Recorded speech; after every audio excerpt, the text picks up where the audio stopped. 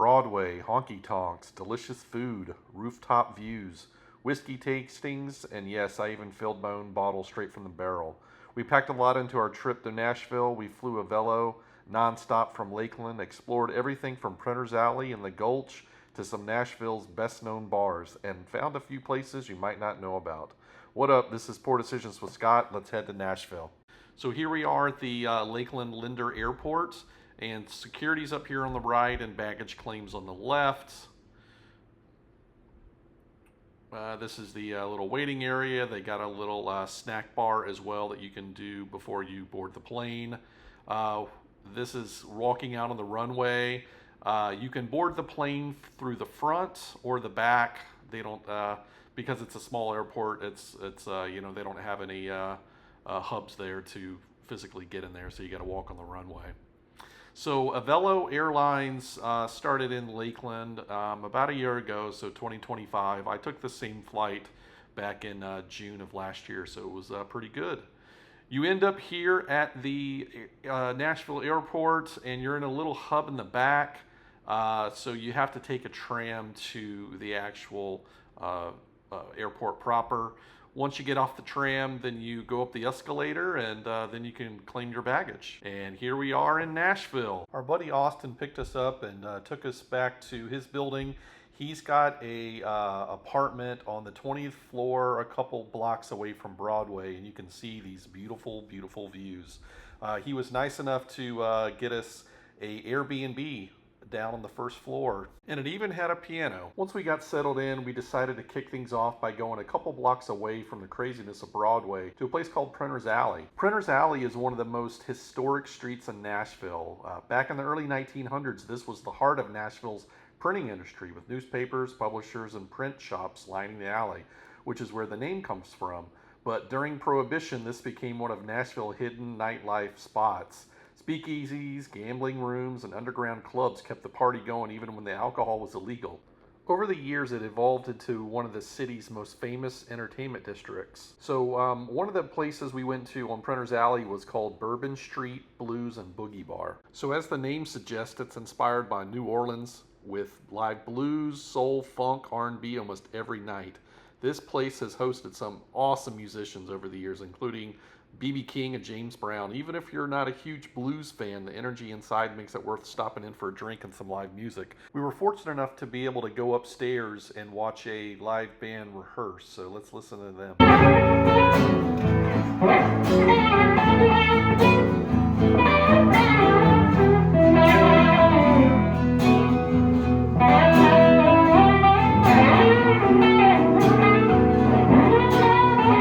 This is just a small preview of what you'll get when you go to the Bourbon Street Blues and Boogie Bar.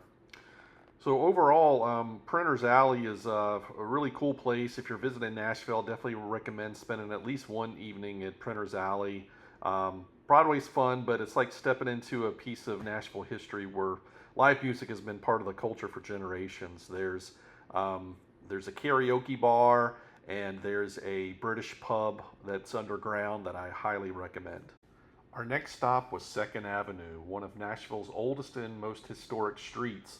Unlike Broadway, which is known for its honky tonks and country music, 2nd Avenue has more of a historic downtown feel. Many of the brick buildings date back to the late 1800s and have been restored recently into restaurants, bars, shops, and entertainment venues.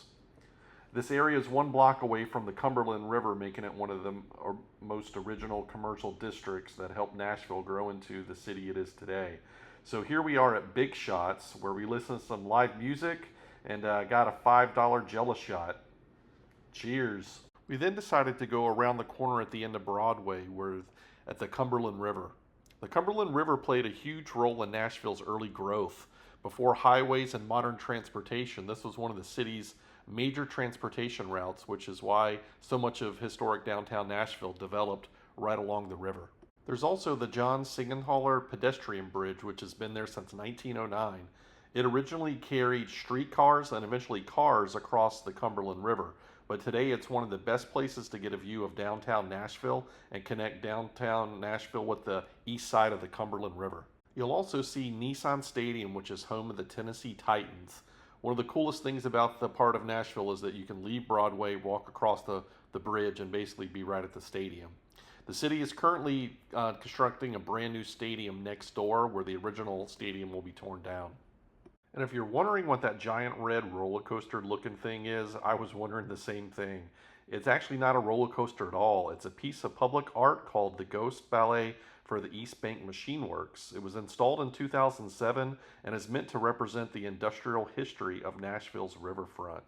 Apparently there's an old rumor that it's a leftover track from Opryland roller coaster, but unfortunately that's not true. Going back to Broadway, right here on the corner by the Cumberland River, is Acme Feed and Seed. And here you can go to the rooftop, and here are some aerial shots of the same things that we just saw. But absolutely beautiful views of the stadium, the bridge, and the Cumberland River. Here's the Hard Rock, more of the stadium. And here's the view downtown to some of the high rises.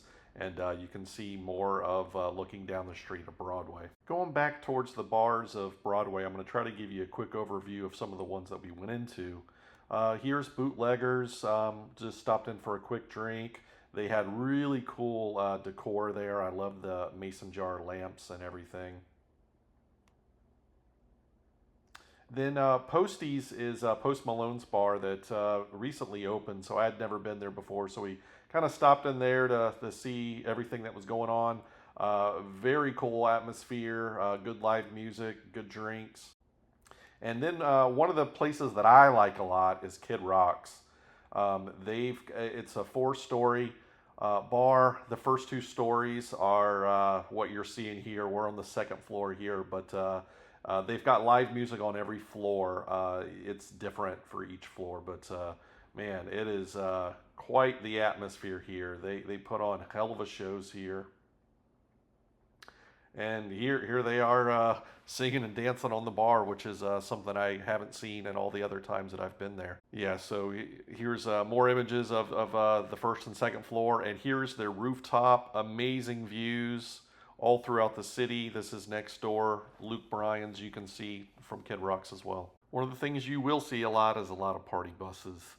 And here is a sky view of Chiefs, which we're going next. And this is the famous rooftop where Morgan Wallen threw his chair, and they even have a little plaque over there by the wall. Another personal favorite of ours is Morgan Wallen's. And very similar to Kid Rock, he's got multiple floors with multiple musicians. And occasionally in Nashville, you'll catch a rainstorm, which you see here. But the good thing is there's a lot of restaurants and bars to keep you occupied while the rain's going on. And of course, there's always friendly bar staff to help you keep hydrated. And of course, you also have some happy customers. On the roof of Morgan Wallen's, here are some of the skyscrapers in downtown area that you can see going to all different corners of the area. Here you'll see Bridgestone Arena, which is a 20,000 seat arena and also home to the NHL Predators. You'll also see the CMT regional headquarters here tucked away. About a 5-minute scooter ride away from Broadway, my next stop was Southern Collective Spirit Company. They opened in 2022 and they're a non-distilling distillery. So in other words, they focus on finding and selecting interesting barrels of whiskey and then let you actually experience these barrels firsthand. The really cool thing about Southern Collective is that you can choose your own adventure. You can order a flight at the bar, or you can actually taste whiskey directly from the barrels and find one that fits your palate. One of the things I love about single barrel whiskey is that every barrel can be a little bit different. Even with the same mash bill and the same age, where the barrel was stored and how it matured can change the flavor. After tasting through some of their offerings, I found the one that I liked. So instead of grabbing a bottle off the shelf, my bottle was filled straight from the barrel. And here you can see he's actually filling this guy up right now.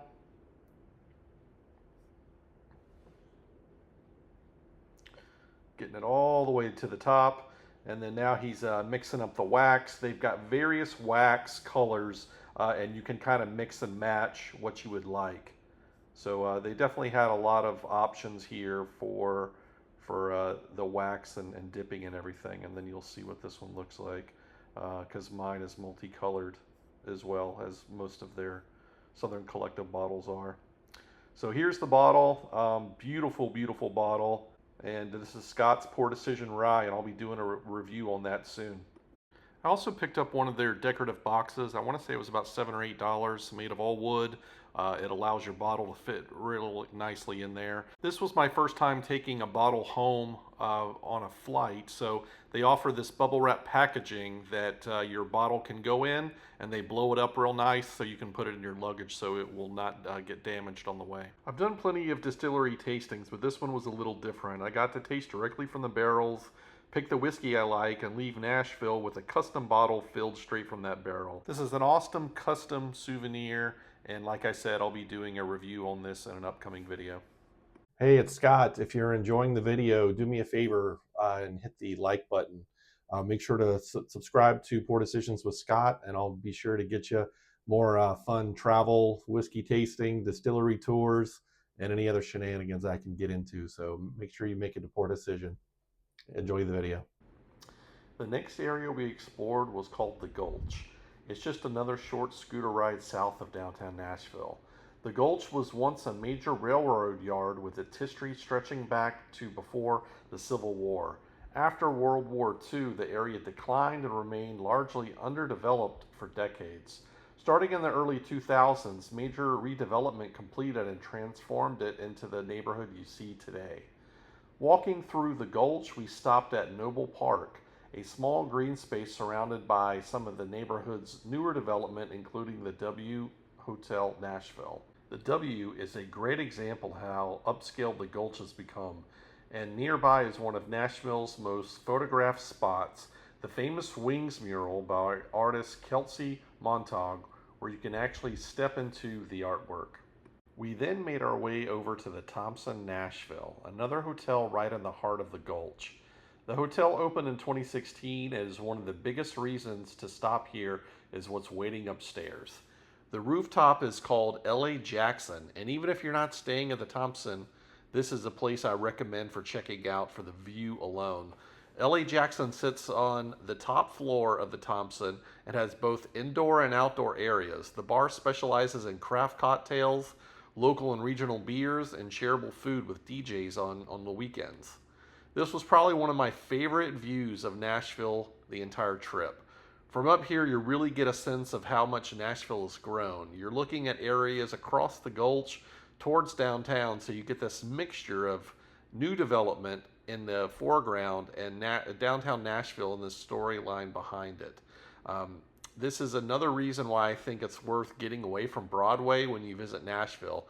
Broadway is obviously the center of the action, but neighborhoods like the Gulch give you a completely different perspective of the city. What makes the view even more interesting is remembering what we talked about earlier with the land below was once Nashville's railroad industry. The Gulch went through decades where it was largely underdeveloped before the redevelopment really took off in the early 2000s. So you're basically looking at down one of the Nashville's biggest urban transformations from the railroad industry to lands to hotels, restaurants, residentials, and even entertainment. Just being south of downtown, you can really see Nashville skyline without actually being surrounded by the crowds on Broadway. So grab a drink, find a spot outside, and just enjoy the view. We came up here during the day, which I actually like because you can see the entire city really well. I imagine this place has a completely different atmosphere once the skyline lights light up at night. Back on the first floor is Marsh House Southern Seafood Restaurant. They've got an upscale bar, and I also saw Michter's 20 year for $100 a pour, but I did not pull the trigger on that one. One of the other places we stopped was the pub, and I know this is a chain, but I love the atmosphere, the beer selection, and the food, so we definitely had to stop in for one pint.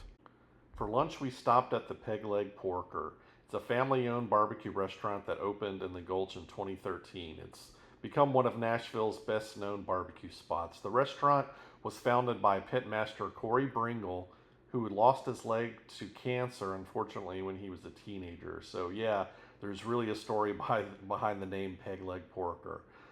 They're known for their traditional West Tennessee barbecue, especially for their dry rub ribs and pulled pork. Everything is cooked over wood, so there's a big emphasis on smoke and the flavor of the meat rather than just covering everything in sauce. And this place just isn't about barbecue. Corey Bringle also created peg leg pork or bourbon. So naturally, the barbecue and bourbon made this a pretty appropriate stop for lunch for me. Our next stop was Game Terminal, which is about a 10-minute Uber ride away. And this was definitely something different to do in Nashville. The place has more than 250 games spanning across 4 decades, with everything from Pac-Man and Donkey Kong to Mortal Kombat, NBA Jam, and a huge collection of pinball machines. And one of the best parts is the majority of the arcade games are actually free to play. They also have a full bar, food, and huge outdoor area with yard games. If you grew up hanging out in arcades, this place is basically a giant dose of nostalgia. The next whiskey stop was the Nashville Barrel Company. They got their start in 2018 when a group of friends who loved doing single barrel picks decided to start buying barrels of their own. What started off basically as a passion project quickly grew, and they released their first single barrel in 2020. I visited their downtown tasting room on Church Street, which opened in 2023. It's only about a block away from the Ryman, a couple minutes away from Broadway, so it's a really easy whiskey stop if you're exploring downtown Nashville. And when you walk in, you see barrels on the left, barrels on the right that you can actually pour straight from. I started with a flight, and one of the cool things here is that you can actually taste whiskey pulled straight from the barrels. Nashville Barrel Company built its reputation around single barrels, so this was a great opportunity to taste some of those differences side by side. After my flight, of course, I could not leave without making another poor decision. I picked out the barrel that I liked and actually got to fill my own bottle straight from the barrel, as you see. The barrel I selected was a straight rye whiskey that's finished in honey barrels. It comes in at 114.5 proof. I wasn't the only one who picked a great barrel. A cool bottle I noticed in the tasting room was a Nashville Barrel Company single barrel, personally picked by comedian Jim Gaffigan. This wasn't his Father Time bourbon brand. Gaffigan actually came in, selected his own Nashville Company barrel, which I thought was pretty cool. All right, now he's sealing the bottle and putting the sticker on, and this is the finished product. The Nashville Barrel Company has gotten some serious attention in the whiskey world, earning best-in-class honors and having multiple releases among Fred Mimick's top American whiskeys. Between tasting straight from the barrel and getting to fill my own bottle, Nashville Barrel Company ended up being a great stop in downtown Nashville. There definitely will be a Poor Decisions review on the bottle that I selected whenever I get home. For our last night in Nashville, we headed back to Lower Broadway. This place is busy during the day, but at night it turns into something completely different. The neon comes on, live music is pouring out practically at every bar, and the streets fill up with people. On Friday and Saturday nights, Nashville actually closes the lower part of Broadway to vehicle traffic because of the huge crowds. So it basically turns the heart of Broadway into a giant pedestrian zone and makes the whole area feel like one big street party. If you've only seen Broadway during the daytime, you really haven't seen Broadway. At night, this is when Nashville Honky Tonk Highway really comes alive. We made a quick stop at Hank Williams Jr. Boogie Bar. It's a multi-level honky tonk dedicated to Bo Cephas himself, with live music throughout the day and a rooftop overlooking Broadway. For our last night, we ended up at one of my favorite places on Broadway, Layla's. With the huge celebrity bars that have taken over Broadway, Layla's feels completely different. This is a small, independent, old-school honky tonk that's been here since the 90s. That's really what I pictured when I thought about going to Nashville, a honky tonk, a small room, cold drinks, everybody packed around a stage, and a great band playing just a few feet away. Out of all the places we visited on Broadway, Layla's was definitely one that stood out. Before heading to the airport, we had time for one last Nashville stop, D. Andrews Bakery and Cafe in downtown. It opened in 2018 by Nashville native David Andrews, who spent more than a decade in New York working in some pretty serious kitchens before coming home and opening his own bakery. His idea was to create a modern bakery with a southern influence, and almost everything here is made from scratch, from the pastries and breads to the meats, sauces, and jams. And this place has gotten some serious recognition, including being a James Beard Award semifinalist.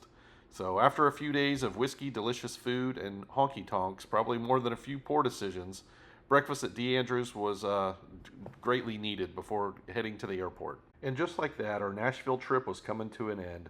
We flew Avelo Airlines nonstop from Nashville back home to Lakeland, which is a really convenient option if you live in Central Florida. One thing that's a little different when you arrive in Lakeland is that you're not pulling up to a traditional jet bridge. You walk down the ramp from an airplane and across the tarmac into the terminal. It definitely has a smaller hometown airport feel. I actually like it. You're standing right next to the airplane, and within a few minutes, you're already stepped inside the terminal and going towards baggage claim. And I also like that you can load and unload from the front or the back of the plane. It makes the whole experience a lot more efficient. Overall, I thought Avelo was a good option for this trip. It's definitely a budget airline, so know what you're paying for when it comes to bags and seat selection. But having a nonstop flight between Nashville and Lakeland and being able to come home without dealing with Orlando or Tampa and I-4 is a huge win for me.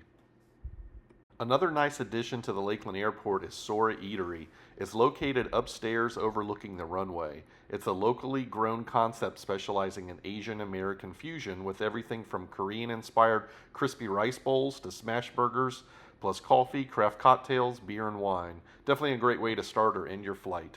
And that officially brings an end to our Nashville trip.